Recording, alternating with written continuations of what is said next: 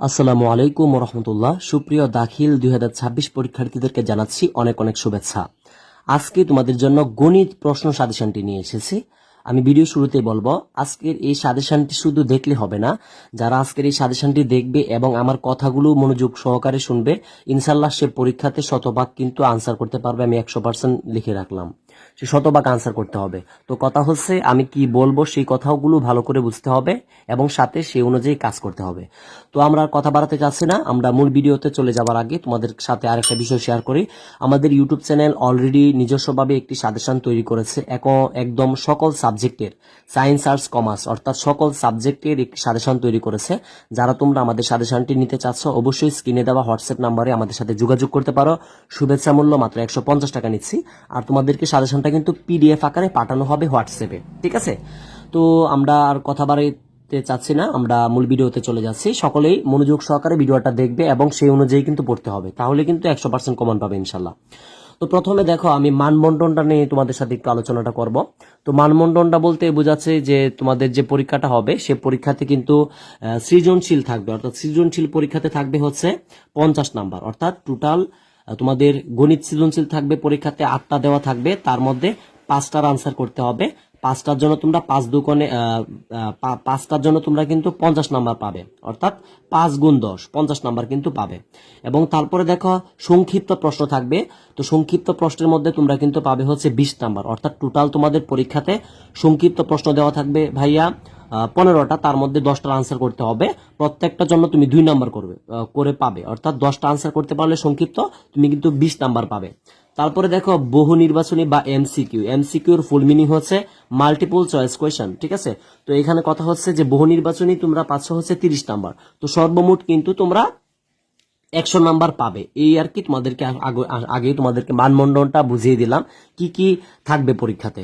তো এখন তোমাদেরকে একটা কথা বলে রাখি, এটা যেহেতু নতুন যুক্ত হয়েছে, সেটা হচ্ছে তোমাদের আগে যারা তোমাদের বড় ভাই বোনেরা পরীক্ষা দিয়েছিল 2025 সালে, তাদের ক্ষেত্রে সৃজনশীলে ছিল হচ্ছে 70 নাম্বার এবং এমসিকিউ ছিল 30 নাম্বার, টোটাল ছিল হচ্ছে 100 নাম্বার। তোমাদের ক্ষেত্রে একটা নতুন যুক্ত হয়েছে, সেটা হচ্ছে সংক্ষিপ্ত প্রশ্নটা নতুন যুক্ত হয়েছে 20 নাম্বারের। আশা করি এই মানবন্টন নিয়ে তোমাদের একদম ক্লিয়ার হয়েছে, আর কোনো প্রশ্ন থাকবে না। তো এখন আমরা চলে যাব হচ্ছে তোমাদের যে সাজেশনটা আমরা দিয়েছি। তো মানমন্ত্রণ অনুযায়ী যেহেতু তোমাদের সংক্ষিপ্ত সিলেবাসে প্রশ্ন হবে, ঠিক আছে, এবার পরীক্ষাতে। তো আমি দেখো, তোমাদের যে মেন বইটা আছে ভালো করে বুঝবা, তোমাদেরকে সরকারে যে মেন বইটা দিয়েছে মাদ্রাসা থেকে, সেই মেন বইটা থেকে আমরা এখানে কিছু অঙ্ক দিয়েছি। মূল কথা হচ্ছে কথাগুলো ভালো করে বুঝবা, আমি ভিডিও শুরুতেও বলেছিলাম, এখনো বলছি। কথাটা হচ্ছে তোমাদেরকে যদি সৃজনশীল বা গণিতের যদি তোমাদেরকে কোনো সাজেশন হুবহু দেওয়া হয়, তোমরা পরীক্ষায় কিন্তু কমন পাবে না। তোমরা হতে পারে আমার সাজেশনটা দেখে খুব খুশি হবে, কিন্তু পরীক্ষায় গিয়ে কিন্তু কমন পাবে না। কিন্তু পরীক্ষায় কমন পাওয়ার জন্য আজকে আমার এই বিষয়টা তোমাদের মাথায় রাখতে হবে। তোমাদের যে মেন বইটা আছে সরকারে দিয়েছে, সেই বইয়ের যে অনুশীলনীগুলো আছে সেগুলো তোমাকে বুঝে বুঝে সলভ করতে হবে। শুধু করলে হবে না মুখস্থ, বুঝে বুঝে যদি করতে পারো তাহলে আমি তোমাদেরকে গ্যারান্টি দিলাম তুমি পরীক্ষায় শতভাগ আনসার করতে পারবে, অর্থাৎ A+ পাবে ইনশাল্লাহ। তো দেখো, বীজগণিত থেকে আমরা এখানে যে বিষয়গুলো দিয়েছি, তোমাদের বীজগণিত যে অধ্যায়টা আছে তোমাদের গণিতে বইয়ের, বীজগণিত থেকে এখানে যে বিষয়গুলো আমি বলে দিচ্ছি খুব সহজভাবে, সেই বিষয়গুলো তোমরা বুঝে বুঝে করবে। বুঝে বুঝে করতে পারলে ইনশাল্লাহ বীজগণিত থেকে তোমরা পরীক্ষায় আনসার করতে পারবে। তো বীজগণিত থেকে দেখো 2.1 2.1 2.1 এর ক খ করতে হবে, 4 6 7 করতে হবে। তারপরও দেখো 2.1 এর 12 13 15 16 17 18 করতে হবে। তারপরে তোমাদের উদাহরণ 20 25 কিন্তু তোমাদেরকে করতে হবে, ঠিক আছে? 2.1 এর আশা করি এই পর্যন্ত তোমরা ক্লিয়ার হয়েছো।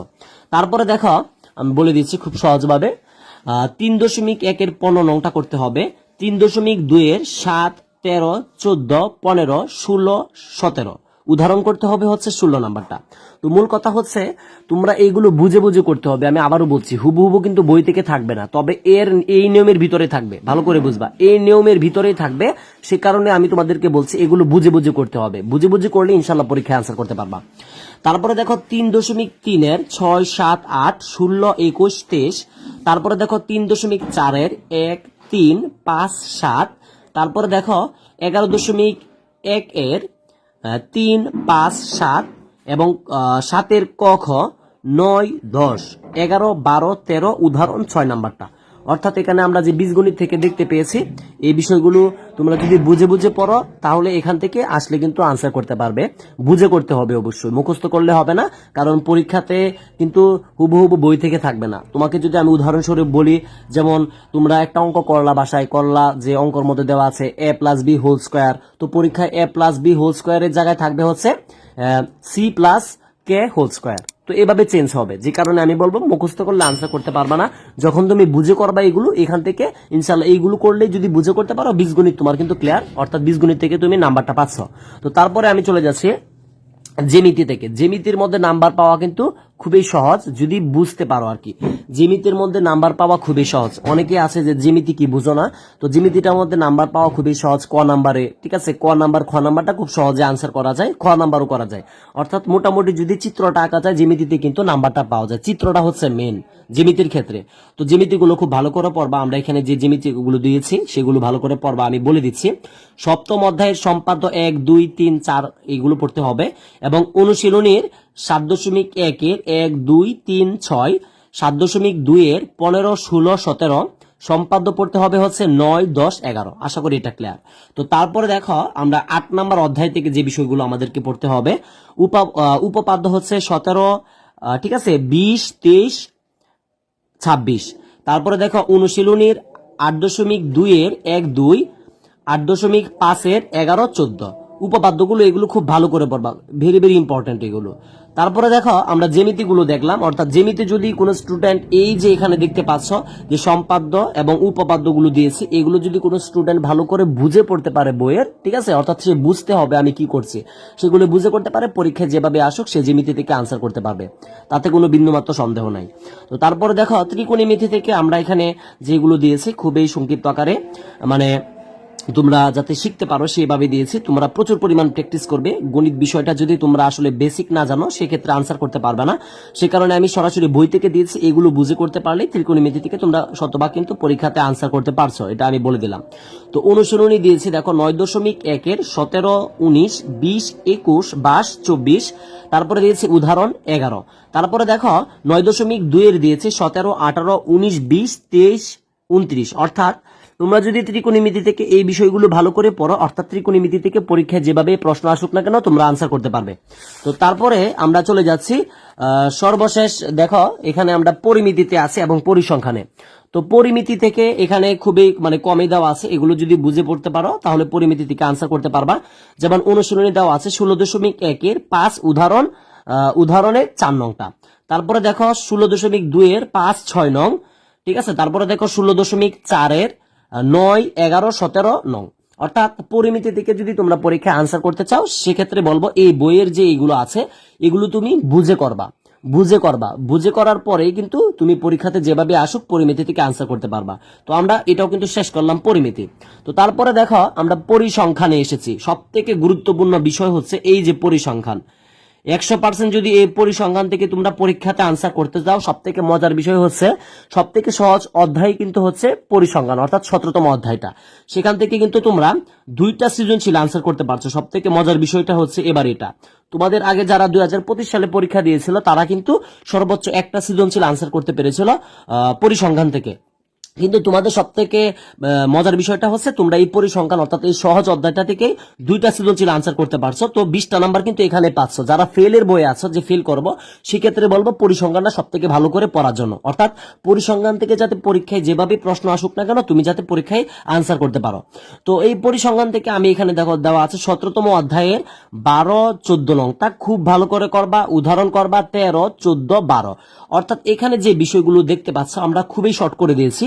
এইগুলো যে স্টুডেন্ট ভালো করে পড়তে পারবে সেই কিন্তু পরীক্ষায় শতভাগ আনসার করতে পারবে পরিসংখ্যান থেকে, অর্থাৎ সে কিন্তু 20 নাম্বার এখান থেকে অনায়াসে পাবে। আবার সংক্ষিপ্ত প্রশ্ন আসলে তো এখান থেকে পারবে, এমসিকিউ পারবে। তো আমি এখন আরেকটা কথা বলে রাখি তোমাদেরকে। তো পরিসংখ্যান যেহেতু এটা অনেক স্টুডেন্ট আছে যারা কওমি মাদ্রাসায় পড়ালেখা করো, তোমরা সারা বছর পড়ার সুযোগ পাও না, ঠিক আছে, সেক্ষেত্রে আমি বলবো এই পরিসংখ্যান নিয়ে ইউটিউবে অনেক ক্লাস পাবে। অনেক অন্যান্য ইউটিউব চ্যানেল, যা অনেক বড় বড় ভালো ভালো ইউটিউব চ্যানেল আছে, তোমার যে কোনো চ্যানেল থেকে পরিসংখ্যানের একটা ক্লাস দেখবে A to Z, ঠিক আছে, পরিসংখ্যান নিয়ে একটা A to Z ক্লাস দেখবে। তো সেই A to Z ক্লাসটা দেখলে কিন্তু তুমি পরীক্ষার জন্য 20টা নাম্বার পেয়ে যাবে। সেই কারণে আমি বলবো যারা ফেল নিয়ে চিন্তিত তোমরা বলবো পরিসংখ্যানটা খুব ভালো করে পড়বে। এখান থেকে সৃজনশীলে 20 নাম্বার, সংক্ষিপ্ত প্রশ্ন থাকতে পারে, তো এখানে ধরো আরো সংক্ষিপ্ত প্রশ্ন হচ্ছে 22 নাম্বার, এবং এমসিকিউ থাকতে পারে একটা দুইটা, 24 নাম্বার একটা পরিসংখ্যান থেকে 5 সব থেকে সহজ অধ্যায় হচ্ছে পরিসংখ্যান। আশা করি তোমরা আমার কথাটা বুঝতে পেরেছো। তো আমি আর কথা বাড়াতে চাচ্ছি না, আমি আজকের মতো বিদায় নিতে চাচ্ছি। চলে যাওয়ার আগে আমি আবারও বলছি, আমাদের যে স্পেশাল সাজেশনটি বের করেছে আমরা নিজেরা হাতে লিখে তৈরি করেছি, যাতে তোমরা খুব সহজেই পরীক্ষায় কমন পেতে পারো খুবই সংক্ষিপ্ত আকারে। যারা নিতে চাচ্ছ অবশ্যই স্ক্রিনে দেওয়া হোয়াটসঅ্যাপ নাম্বারে আমাদের সাথে যোগাযোগ করতে পারো। টাকাটা পেমেন্ট করতে হবে বিকাশ অথবা নগদে। আর তোমাদেরকে আমরা এটা দিব হচ্ছে সরাসরি PDF আকারে হোয়াটসঅ্যাপে।